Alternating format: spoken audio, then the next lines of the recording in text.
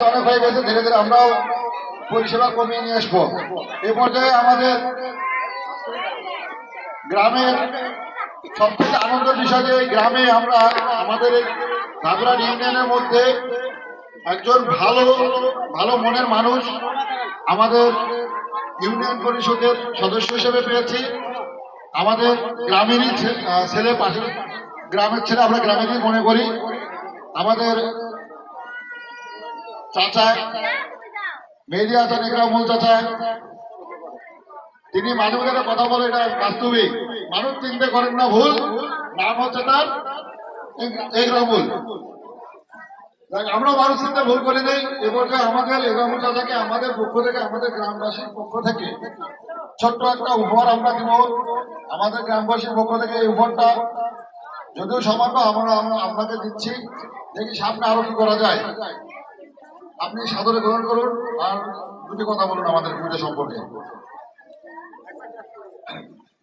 উপস্থিত আজকের এই শুভ নবমীর সম্মানিত সনাতন ধর্ম অবলম্বিত ভাই ও বোনদের প্রতি আমার আদাব। আমি দেখতে দেখতে 4টি বছর আপনাদের মাঝে এই শারদীয় উৎসবে আগামী আমাদের বর্তমান সময় নির্বাচনীয় সময় চলছে 3 বছর 7 মাস।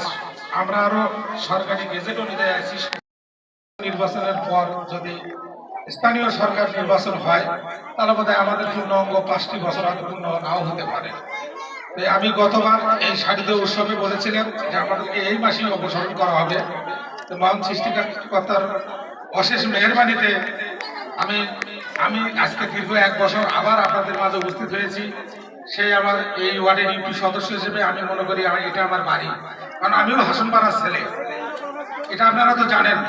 যাই হোক, আপনারা যারা এখানে আমাদের মন্দির কমিটির সভাপতি, সেক্রেটারি এবং কেশিয়ার এবং স্থানীয় এই গ্রামের সম্মানিত ব্যক্তিবর্গ উপস্থিত, আমার যে দাদা মহিতলাল শাহ এবং অসীম দাদা, দুইজনের সাথে আমার দীর্ঘ অনেকদিন থেকে পরিচয়। আমার বাপ দাদার আমল থেকে তাদের সাথে একটি ভালো সম্পর্ক, এবং জ্যাঠো মহিত দাদার বাপ যখন বেঁচে ছিল তখন আমার বাবার সাথে অনেক একটি ভালো সম্পর্ক আমাদের পরিবারের সাথে। যাই হোক, আপনারা আগামী দিন যদি স্থানীয় নির্বাচন সরকার তো অবশ্যই দেবে, যাকে আপনারা পাশে পাবেন, যাকে ভালো মনে করবেন, যে আপনাদের বিপদ আঘাতে পাশে দাঁড়াতে পারবে, আপনারা তাকেই ভোটে নির্বাচিত করবেন। আমি ইকরামুল বড় কথা নয়, আমি ইকরামুল আজকে আসছি এটাতে বড় বিষয় নয়। বিষয় হচ্ছে আপনাদের পাশে যারা এইভাবে থাকবে, আমার বিশ্বাস আপনারা সেই ব্যক্তিকে নির্বাচিত করবেন।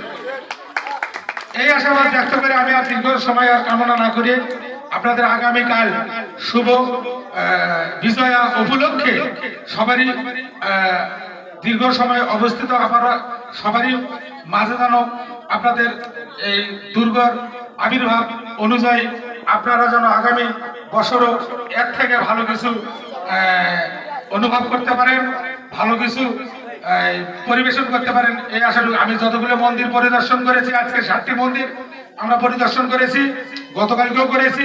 তার মধ্যে সর্বোচ্চ নিরাপত্তা, সর্বোচ্চ সুনামধন্য ভাবে কেউ মন খারাপ করবেন না। এই জায়গাটাই আমি সবচেয়ে বড় একটা মানে ফেসিলিটি পেয়েছি। কি কারণে? যে আসলে এখানে খুব একটা ভদ্র মানচিত্র ভাবে শারদীয় উৎসব পালিত হয়। এই বলে আমি আমার বড় বক্তব্য এখানে শেষ করছি। সবাইকে নমস্কার, এবং আমার সম্মানিত মুসলমান ভাইদের পক্ষে আসসালামু আলাইকুম ওয়া রাহমাতুল্লাহ। ধন্যবাদ চাচাকে।